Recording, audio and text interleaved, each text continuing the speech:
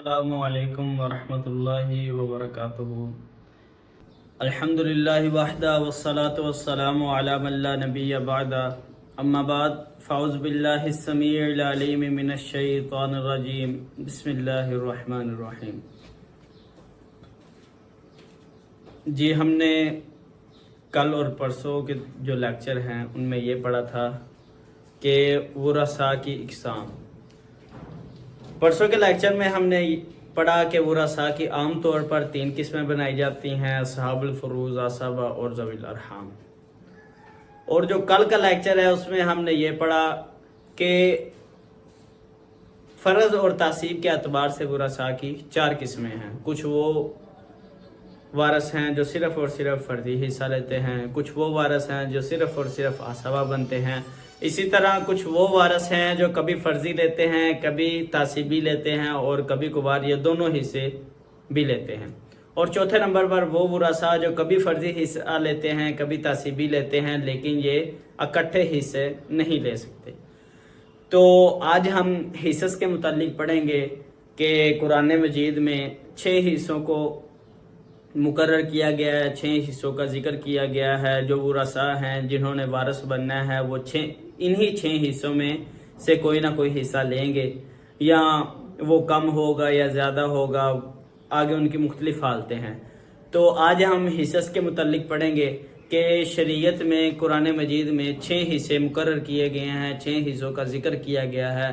تو وہ 6 حصے لکھنے سے پہلے ایک بات ذہن نشین کر لیں کہ ہم ان کے 2 گروپ بنائیں گے، 2 گروہ بنائیں گے، 3 کو ایک سائیڈ پہ لکھیں گے، 3 کو ایک سائیڈ پہ، تاکہ جب ہم کوئی آگے مسئلہ حل کریں گے، مسئلے آگے ہم نے حل کرنے ہیں، تو جب ہم مسئلہ حل کریں گے تو ہمیں یہ گروپ جو ہم بنائیں گے ان کا ہمیں فائدہ ہوگا۔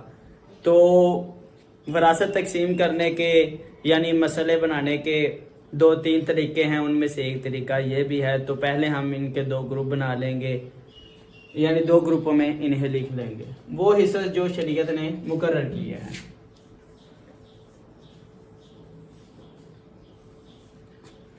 نمبر 1 نصف، نمبر 2 ربع، نمبر 3 ثمن، چوتھے نمبر پر ثلثان، 5ویں نمبر پر ثلث، اور 6 نمبر پر سدس۔ یہ وہ 6 حصے ہیں جو شریعت نے مقرر کیے ہیں، قرآن مجید میں ذکر ہیں کہ اگر کسی وارث کو حصہ دینا ہے، اصحاب الفروض کو اگر حصہ دینا ہے تو ان 6 حصوں میں سے کسی ایک حصے میں۔ نصف اردو میں اس کو آدھا کہتے ہیں، ربع کو اردو میں 1/4 یعنی چوتھا حصہ، ثمن کو 1/8 یا 8واں حصہ، ثلثان یعنی 2/3، ثلث 1/3 اور سدس 6واں حصہ۔ ریاضی میں ہم ان کو اس طرح لکھیں گے کہ نصف یعنی 1/2، ربع 1/4، ثمن 1/8، ثلثان 2/3، ثلث 1/3 اور سدس 1/6۔ یعنی کسی چیز کے 2 حصے کیے جائیں، 2 میں سے 1 یعنی آدھا۔ ربع کسی چیز کے 4 حصے کیے جائیں، 4 میں سے 1 یعنی 4 حصے کیے جائیں برابر برابر، ان میں سے ہر ایک ربع کہلائے گا۔ اس طرح ثمن کسی چیز کے 8 حصے کیے جائیں، ان میں سے ہر ایک ثمن کہلاتا ہے۔ کس چیز کے 2 حصے کیے جائیں، 3 حصے کیے جائیں، تو ان میں سے جو 2 حصے ہیں وہ 2/3 یعنی ثلثان کہلائیں گے، یعنی 2/3۔ ثلث کس چیز کے 3 حصے کیے جائیں، ان میں سے ہر ایک، اور سدس کس چیز کے 6 حصے کیے جائیں، ان میں سے ہر ایک 6واں حصہ ہوگا۔ تو یہ 6 حصے ایسے ہیں جو شریعت نے مقرر کیے ہیں، قرآن مجید میں ذکر ہیں کہ کسی وارث کو اگر حصہ ملنا ہے تو انہی 6 میں سے ملنا ہے، کوئی نہ کوئی حصہ مقرر ہے۔ تو ورثاء کی جو مکمل حصص کے بارے میں وہ ہم انشاءاللہ کل پڑھیں گے کہ جو وارث ہیں وہ کس حالت میں کتنا لیتے ہیں، یعنی جو اصحاب الفروض ہم نے 12 اصحاب الفروض پڑھے تھے ان کے بارے میں ہم پڑھیں گے کہ کس وارث کی کتنی حالتیں ہیں. یعنی مثال کے طور پر خامد ہے، خامد کی 2 حالتیں ہیں کہ اگر اس کے اولاد ہے تو اس کو ربع ملے گا، اگر نہیں ہے تو اس کو نصف ملے گا. اسی طرح بیٹی، پوتی، اللاتی بہن، سب کی جتنے ورثاء 12 ہم نے پڑھے تھے ان کی مختلف حالتیں انشاءاللہ وہ ہم کل پڑھیں گے. تو آج ہم یہ پڑھتے ہیں کہ نصف لینے والے کون کون سے ورثاء ہیں، ربع لینے والے کون کون سے ہیں، سمن لینے والے کون سے ہیں، ثلثان لینے والے، ثلث اور سدس لینے والے کون کون سے ورثاء ہیں. حالتیں انشاءاللہ ہم کل سے پڑھیں گے. تو آج ہم پہلے یہ پڑھ لیتے ہیں.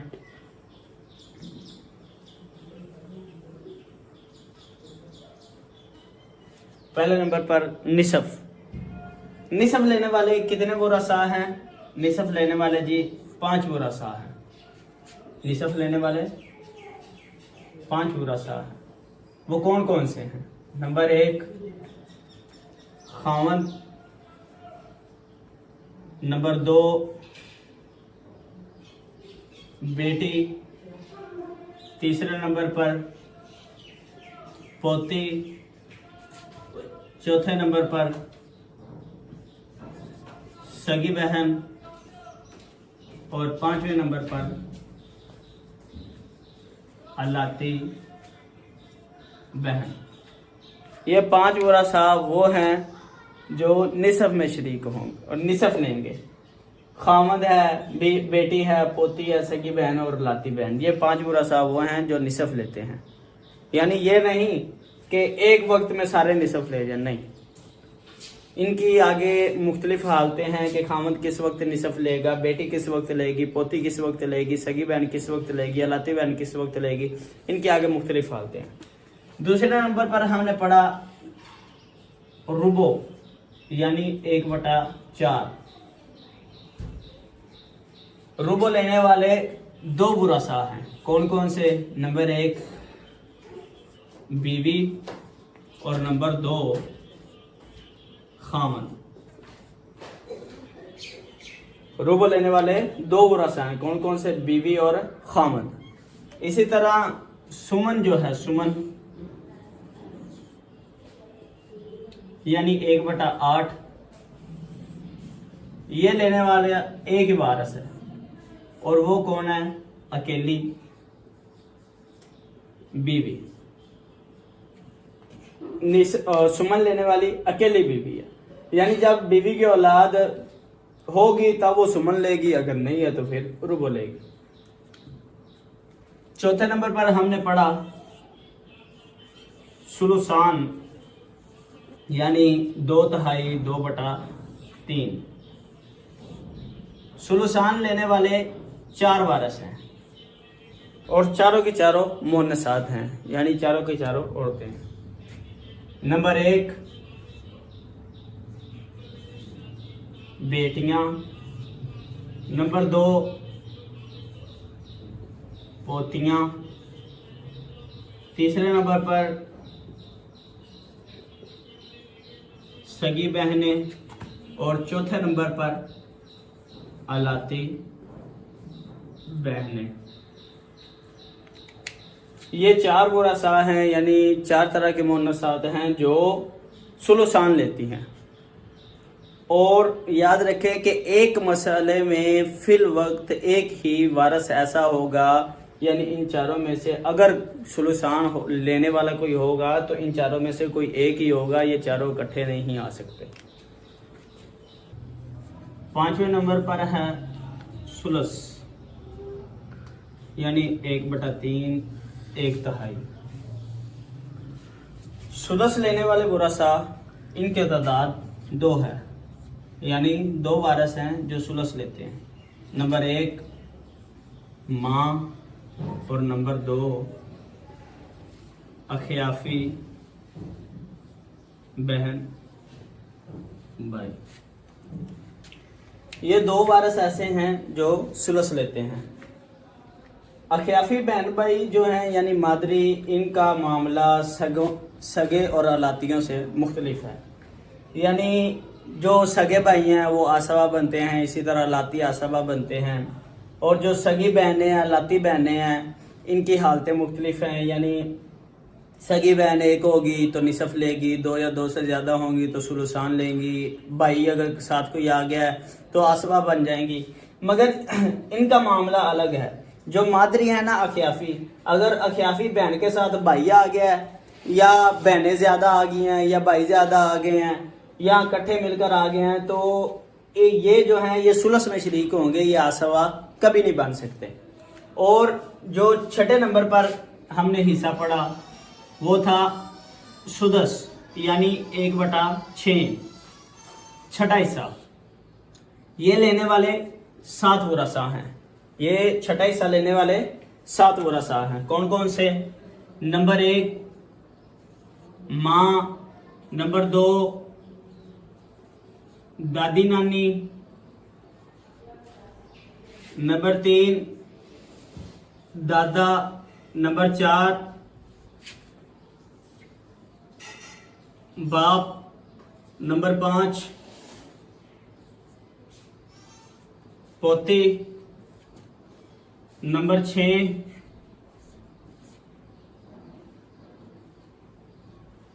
छठे नंबर पर अखियाफी बहन या भाई, और 7वें नंबर पर अल्लाती बहन। ये 7 वरसा वो हैं जो सुदस लेंगे। माँ, दादी नानी यानी दादी एक हो या नानी एक हो या दादी नानी इकट्ठी आ जाए तो ये सुदस ही लेंगे। इस तरह दादा है, बाप है, पोती एक आ गई है या एक से ज़्यादा आ गई हैं, यानी बेटी की मौजूदगी में जब पोती आ गई है तो ये सुदस लेगी।